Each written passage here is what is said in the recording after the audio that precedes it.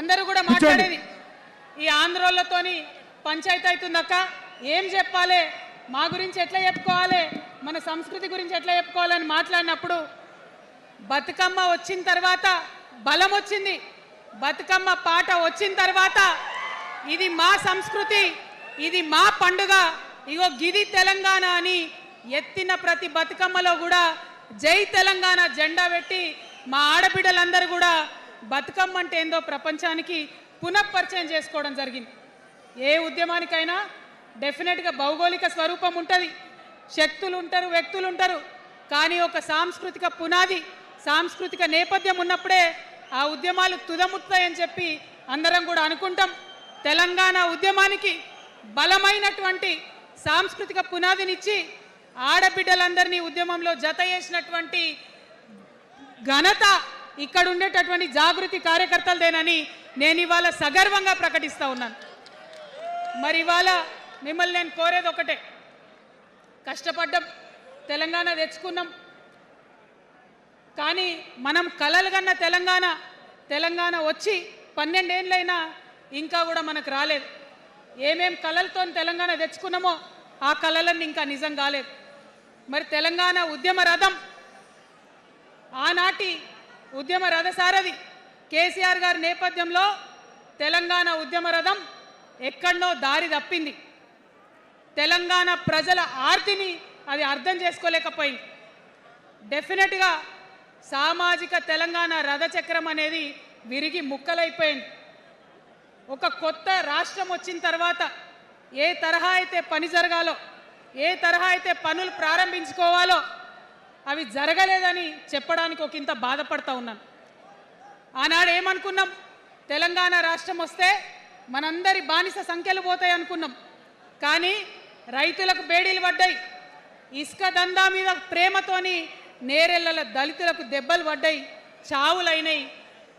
ఒకరిద్దరు కలిసి మాట్లాడుకోవాలంటే ఎవరి ఫోన్ ఎక్కడ మానిటర్ చేస్తుండ్రో అని భయం, వ్యక్తిగత స్వేచ్ఛ లేదు,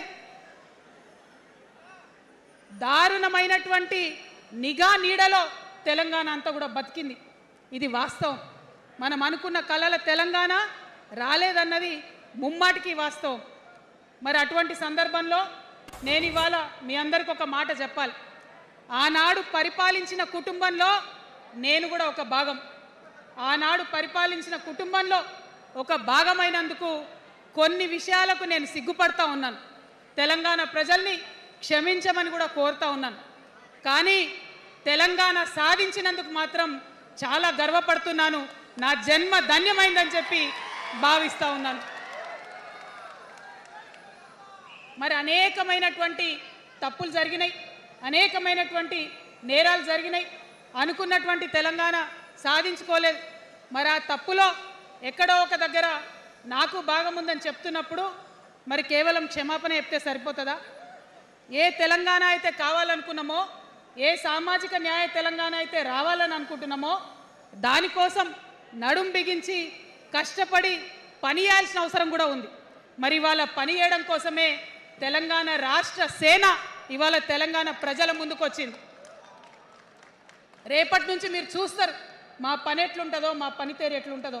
ఎందుకంటే ఏ పోరాటం చేయాలన్నా, ఏ ప్రజలకు మంచి చేయాలన్నా కేవలం కొట్లాడితే సరిపోదు, దానికి రాజకీయ అధికారం కూడా ఉండాలి. రాజకీయ అధికారం తోడైనప్పుడే ప్రజలకు చేయాలనుకున్న మంచి చేయగలుగుతాం. అందుకే ఇవాళ పార్టీ పెట్టేది. అదర్వైజ్ గత 11 నెలల నుంచి తెలంగాణ జాగృతి చేస్తున్న పోరాటాలు మీరు చూస్తున్నారు. ఎన్ని పోరాటాలు తీసుకున్నాం, ఎన్ని రకాలుగా సక్సెస్ సాధించడం మీరు చూసిండ్రు. కానీ ఉట్టి పోరాటాలు సరిపోవు, ఖచ్చితంగా రాజకీయ అధికారం ఉండాలి. దానికోసమే ఇవాళ తెలంగాణ రాష్ట్ర సేన మీ ముందుకు వచ్చిందని చెప్పి నేను సగర్వంగా ప్రకటిస్తూ ఉన్నాను. మరి ఈ పొలిటికల్ పార్టీ ఏదైతే తెలంగాణ ప్రజల కోసం వచ్చిందో అది టెక్నికల్గా అధికారం తెచ్చుకోవడానికి, ఎన్నికల్లో పాల్గొనడానికి డెఫినెట్గా బాగుంటుంది. కానీ దానికి ఒక ఆత్మ ఉండాలి, దానికి ఒక నేపథ్యం ఉండాలి. ఇవాళ బీఆర్ఎస్తో అదే కదా ప్రాబ్లం. టెక్నికల్గా బాగున్నారు, ఎలక్షన్ పోతున్నారు, సీట్లు గెలుస్తున్నారు, కానీ తెలంగాణ ఆత్మను కోల్పోయింది. కాబట్టే ఇవాళ తెలంగాణ రాష్ట్ర సేన వచ్చింది. నేను తెలంగాణ ప్రజలందరికీ చేతులు జోడించి నమస్కరించి ఒక మాట చెప్తున్నా, హార్ట్ఫుల్గా చెప్తున్నా, నా హృదయాంతరాల నుంచి ఒక మాట చెప్తా ఉన్నా. నేను తెలంగాణలో ఉన్న 3.5 కోట్ల మంది తెలంగాణ బిడ్డలందరికీ ఒక అమ్మగా పరిణితి చెందాలనుకుంటున్నా.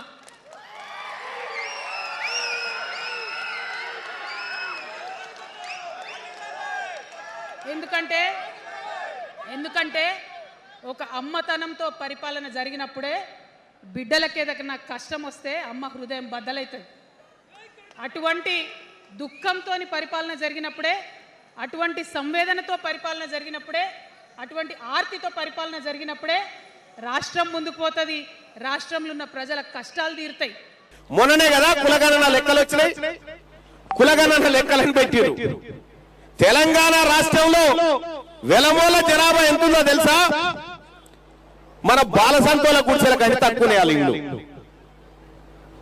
మన గంగెడ్ల గుడిసెల కంటే తక్కువనే వాళ్ళ ఇల్లు. వాళ్ళు ఒక ఆయన మళ్ళా మేమే వస్తామని ఒక ఆయన, ఇక ఇంకో ఆమె నేను అమ్మనైతా అంటుంది. ఈ అమ్మేమో ఆయన తాతం చేసింది. అమ్మా నీ మర్మన్న తల్లి వేసాలు బంద్ చేయి తల్లి, మేము ఇక్కడ కోరుతుంది ఎడ్యుకేషన్, హెల్త్, మాకు కావలసినటువంటి హక్కులను కోరుతా ఉన్నాం. మాకు తెలియదా నీ డేరానికి ఎవరు ఉన్నారో మాకు తెలియదా? నువ్వు ఎవరి కోసం దుకాణం తెలిసినవో తెలియదా? మాకు తెలియకుంటున్నావు.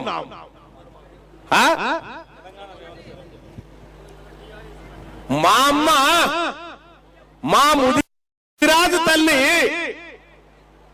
మా పద్మశాలి తల్లి, మా గౌళ్ళ తల్లి, మా పెరికోళ్ళ తల్లి, మా కుర్మోల తల్లి, మా మున్నూరు కాపు తల్లి, మా ముస్లిం తల్లి, మా పేద వర్గాల తల్లులు, మా కుమ్మరి మంగలి సాకలి అమ్మా, మా మంగళోళ్ళ తల్లి ఏ డాక్టర్ లేకుండా కాన్పు చేసింది మీ ముఖానికి. నువ్వు అమ్మవేందమ్మా,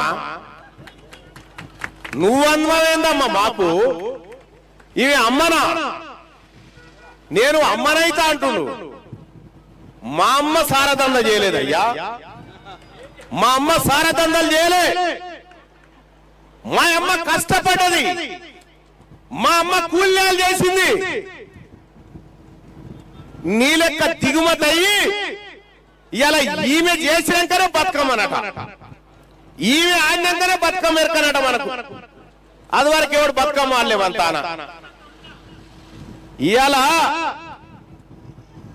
నేను చెప్తా ఉన్నా, మా తెలంగాణ రాజ్యాధికార పార్టీలో ఉన్నటువంటి మా ఆడబిడ్డల కాలుకోటికి సరిపోవు నువ్వు. మా తెలంగాణ రాష్ట్రంలో ఉన్నటువంటి మా బీసీ ఆడబిడ్డల కాలికోటికి సరిపోను. నేను అమ్మనైతా అని చెప్తా అంటున్నాను.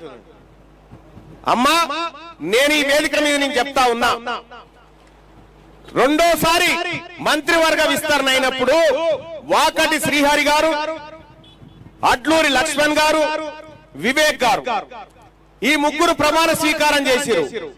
నీ 4వ పేరు ఉండేనా లేదా? నీ పిల్లల మీద ఒట్టే చెప్పు. ఆ రోజు నువ్వు ప్రమాణ స్వీకారం చేసేది ఉండేనా లేదా? చివరి క్షణంలో రాహుల్ గాంధీ ఎంటర్ అయి నీ పేరు తీసేపిస్తే ఏం జరిగింది తల్లి? నువ్వు ఇవాళ మంత్రికి ఉండేదానివి కదా, ఆయన రాహుల్ గాంధీ ఎంటర్ కాకపోతే మీ నాయన నిన్ను ఎందుకు ఎలగొట్టింది తల్లి? నువ్వు ఢిల్లీకి పోయి కాంగ్రెస్ వాళ్ళతో చేతులు కలిపినవానే కదా నిన్ను పక్కకు పెట్టింది. నువ్వేదో ఆత్మగౌరవ సమస్య అని చెప్పుకుంటా ఉన్నావు. ఈ బిడ్డల ఆత్మగౌరవం కోసం, ఈ పేద వర్గాల అసలైన విద్య కోసం, ఈ మీరు అధికారంలో ఉన్న 10 ఏళ్లలో ఎన్నడన్నా రైట్ టు ఎడ్యుకేషన్ అమలు చేయమని చెప్పిందా? చెప్పిరా? మరి బీఆర్ఎస్ పార్టీ నాయకులను నేను అడుగుతా ఉన్నా, సరే అది మీ ఇంటి పంచాయతీ, మీరు ఏమన్నా గారు అయితే పోరు కానీ ఒక మాట చెప్తా ఉన్నా, మీరు మా వర్గాల ప్రజల్ని చట్టాలు ఇంప్లిమెంట్ చేయకుండా మోసం చేశారు. కానీ మేము చెప్తా ఉన్నాం, మేము నిజాయితీ పరులం. రేపు మా బీసీలు ప్రభుత్వంలోకి వచ్చిన తర్వాత మీ బిడ్డలకు కూడా ఫ్రీ ఎడ్యుకేషన్ ఇస్తాం, మీ బిడ్డలకు కూడా ఫ్రీ ఎడ్యుకేషన్ ఇస్తాం. ఎడ్యుకేషన్ అనేది అందరికీ దక్కాలి. అది రెడ్డి వెలమ కమ్మ కాదు, అందరికీ ఎడ్యుకేషన్ దక్కాలి, ఫ్రీగా దక్కాలి.